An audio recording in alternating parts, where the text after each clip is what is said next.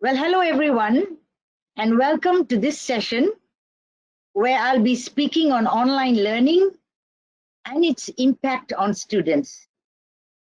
Well, let me take this opportunity to thank EC Council University for providing this wonderful platform for me to share my background and my experience in the area of online learning and its impact on students.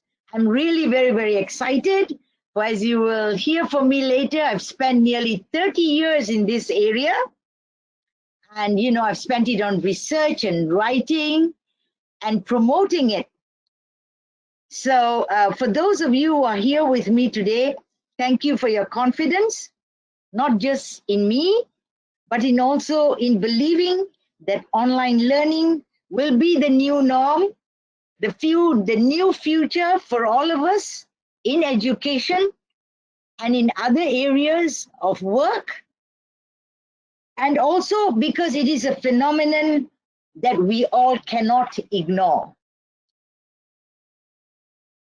Well, so let me begin with a wonderful quotation from somebody I've admired all my life, Gandhiji, who says, "Live as if you were to die tomorrow, and learn as if you were to live forever."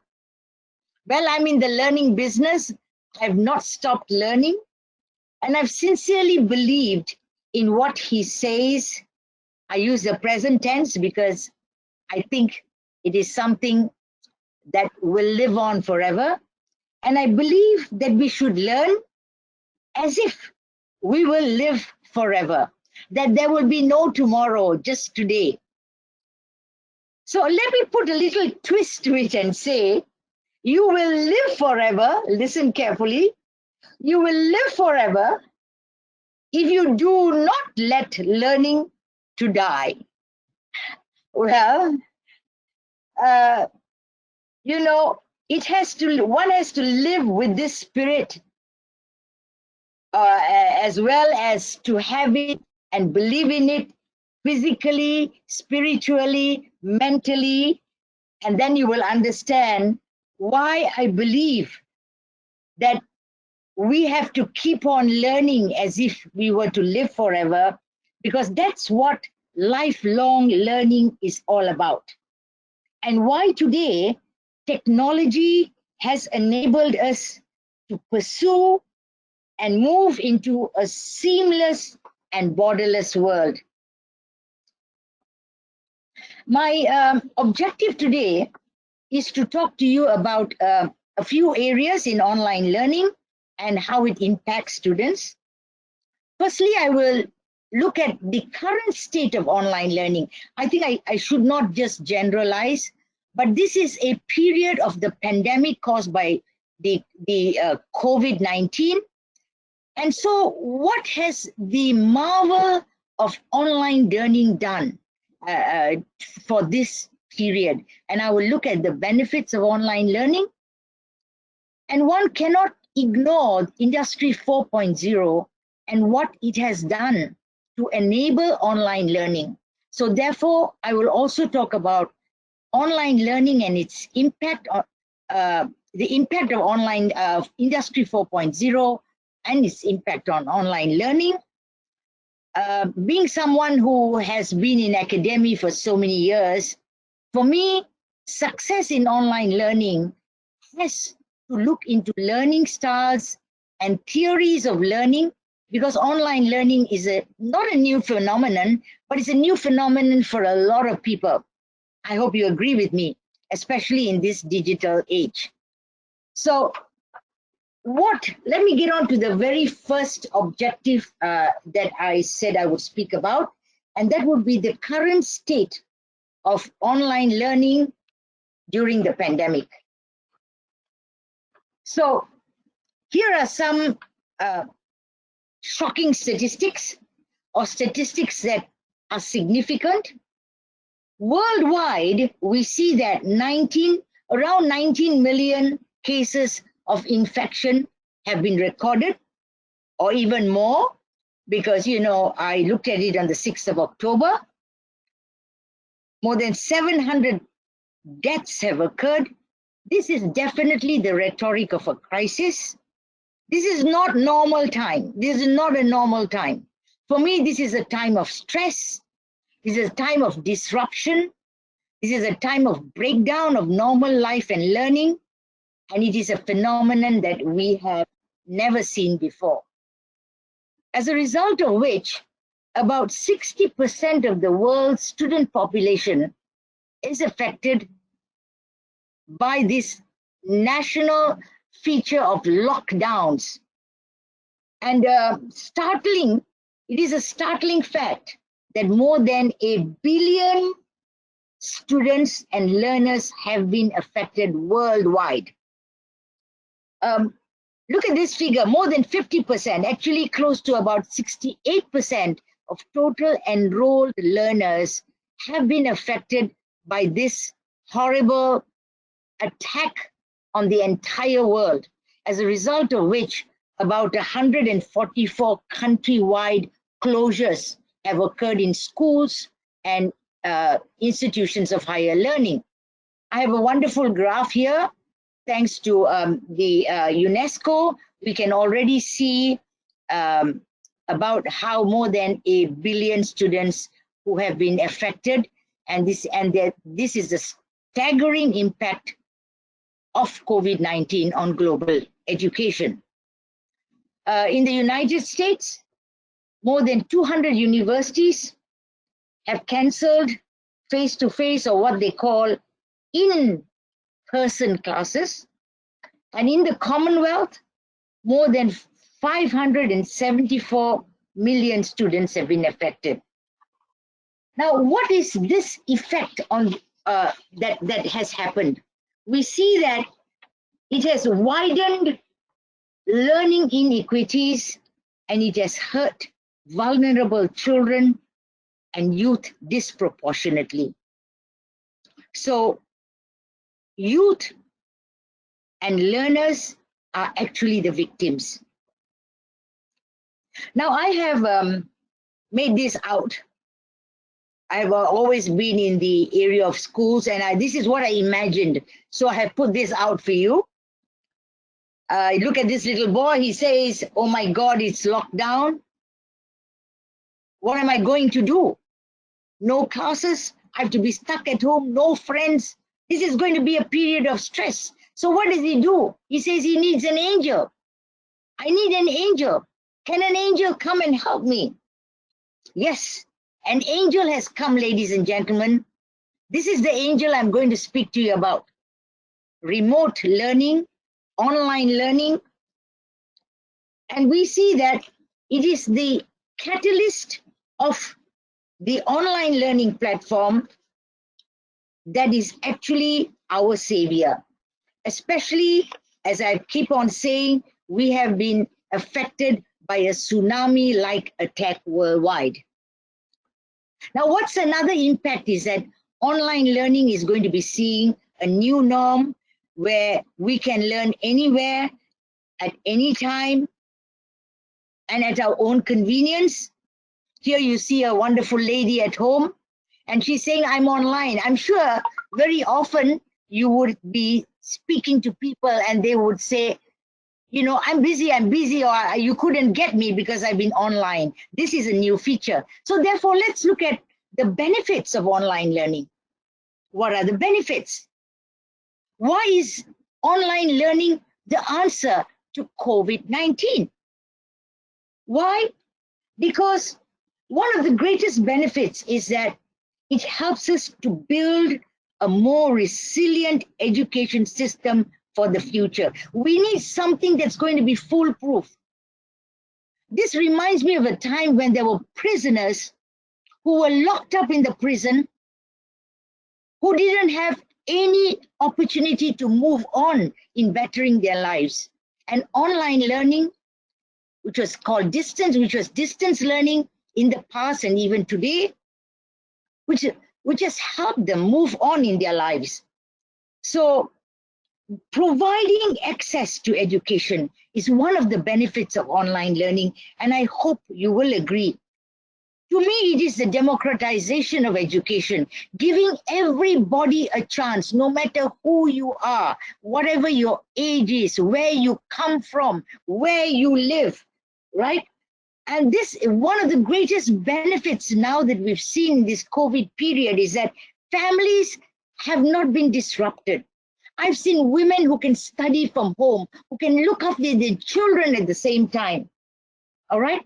And more than anything else, they can keep their jobs. This is wonderful. You don't have to sacrifice everything just to get an education.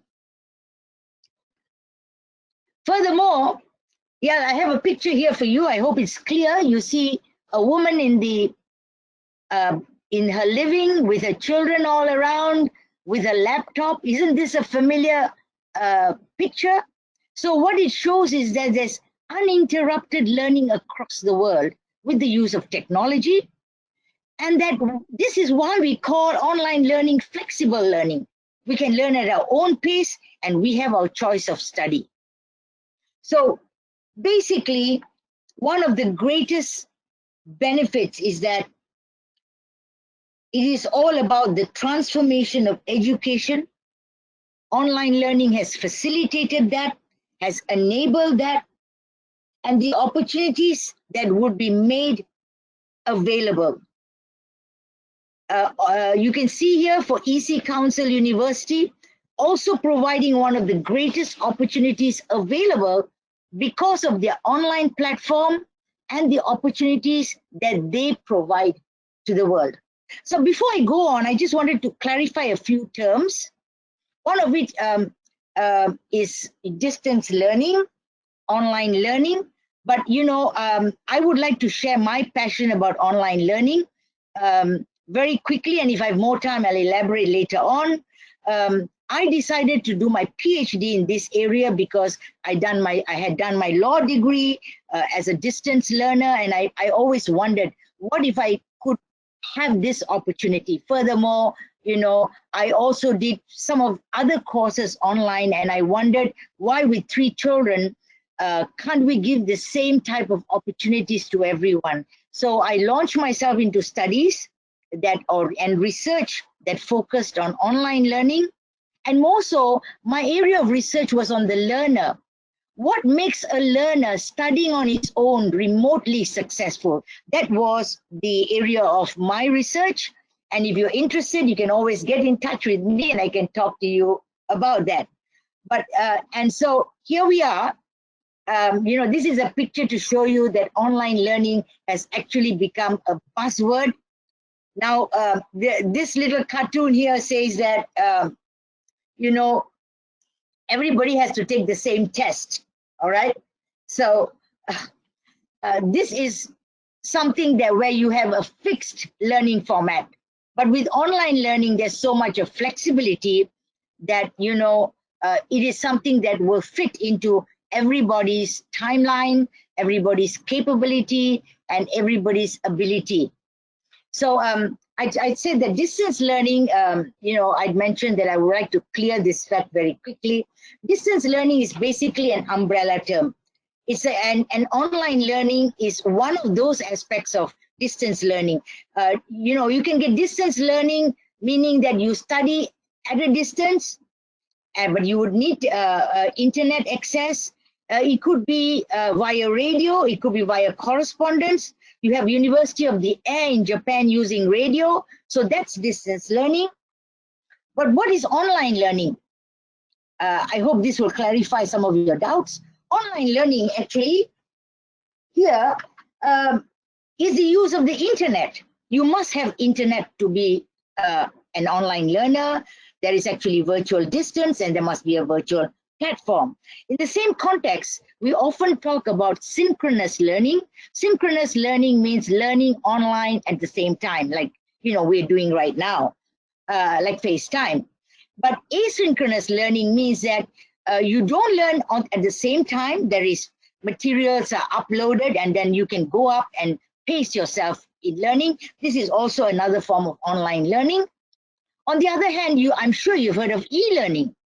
E-learning actually describes the courses that you take. In the past, we used to have DVD, but right now we have web-based platforms. For example, Skype, you have Zoom, you have Teams, go to meetings, completely online, and it uses electronic technology. So I hope, ladies and gentlemen, I cleared some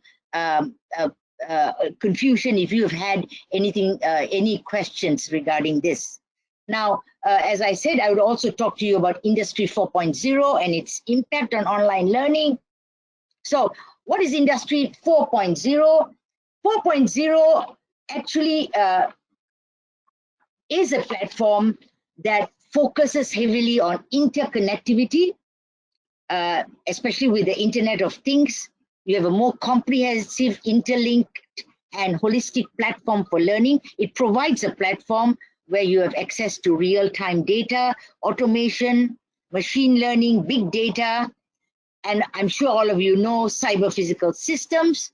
All right, this may be interesting for you. We see that in the pre-COVID period, there was an estimate of nearly 18 billion US dollars that were spent on edtech investments. This is forecasted to increase to 350 billion by 2025. That's how big this area of online learning is. And you know, whether it is, we are talking about language apps, virtual tutoring, or video conferencing, or online learning software, this is as a result of the impact of online learning. Keeping to the same topic now, just to talk to you about and rounding up this section on Industry 4.0. Right now, we are communicating only because of the ability of web-based tools.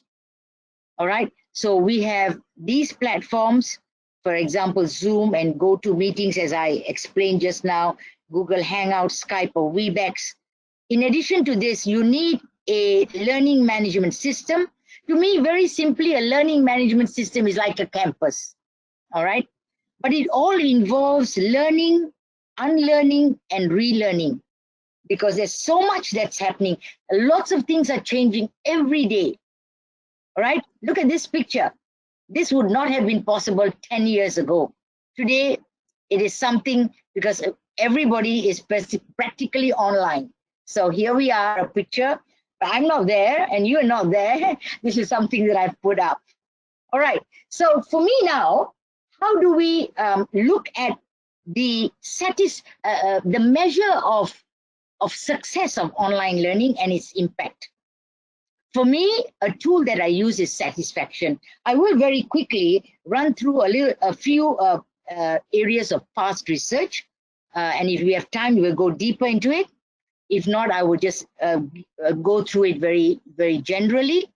Past research to study satisfaction actually looked at content, learner and content interaction, like an interface, all right? People, in the past, I worked with it, online learning for 30 years, and I know we just focus on content all the time. So they wanted to study whether content actually led to satisfaction. Another area was always the learner's psychological or emotional state. Are you ready to study? Also, the demographic and cultural readiness. You know, are people in China more willing to learn it? Or what about people in Ethiopia? What about people in Canada or Malaysia or India? So these were it. Areas. Also, I'm sure you'll be very excited to know this, that we always wondered whether students were ready. Were they ready? But in the time of the pandemic, readiness was not a question. Everybody went on board because we had no choice. Well, in the past, they also they studied learner and instructor interactions, quality of teaching and feedback.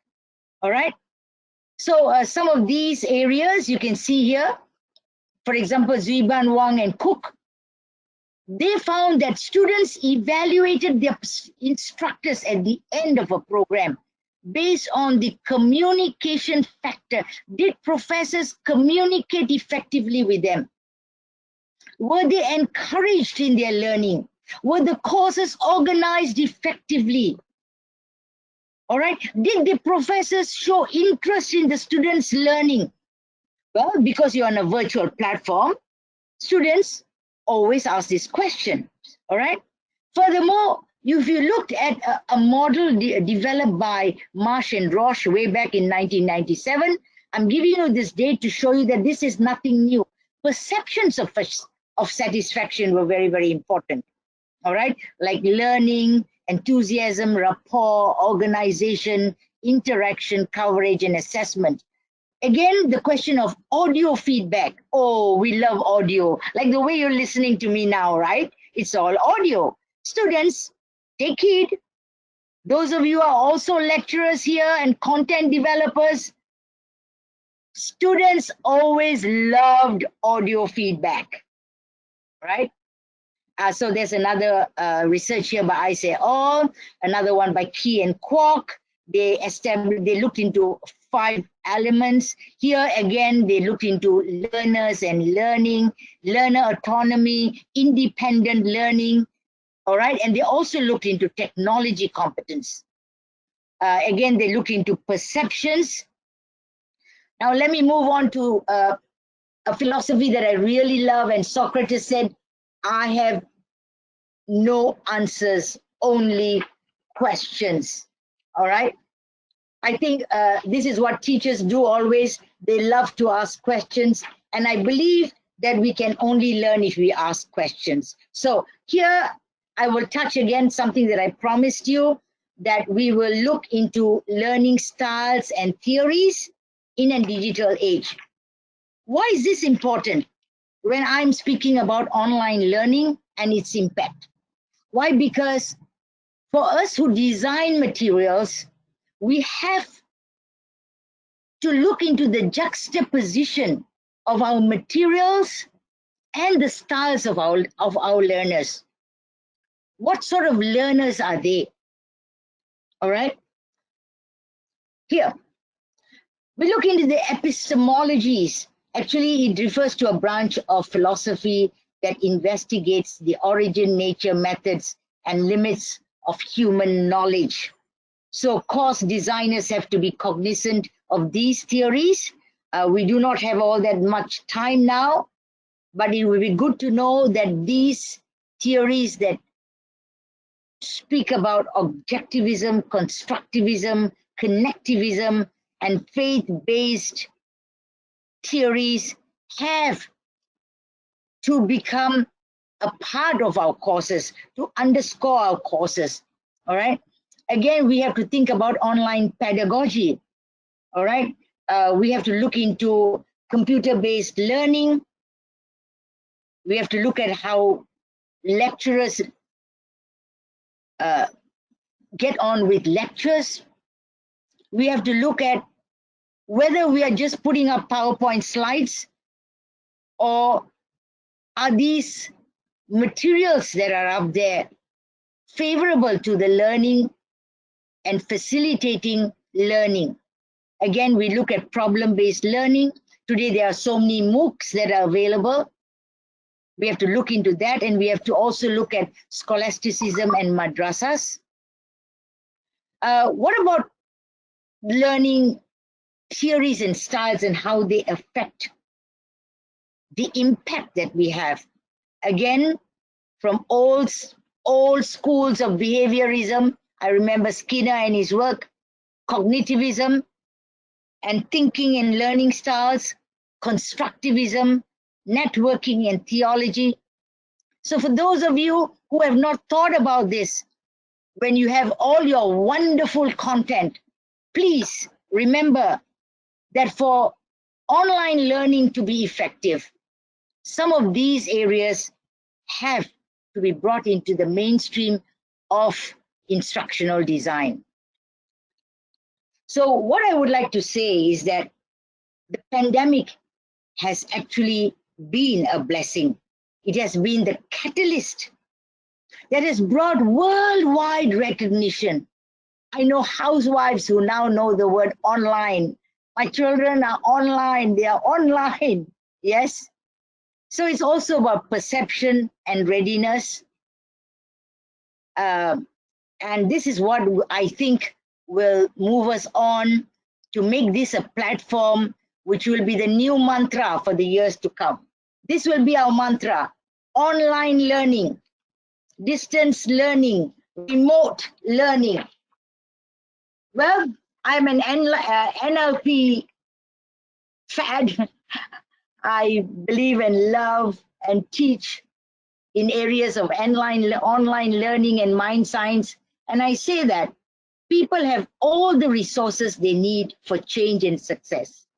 There are so many online tools now that can be used. We have to use them. I use Kahoot, for example. There's no end of help online. We can get that.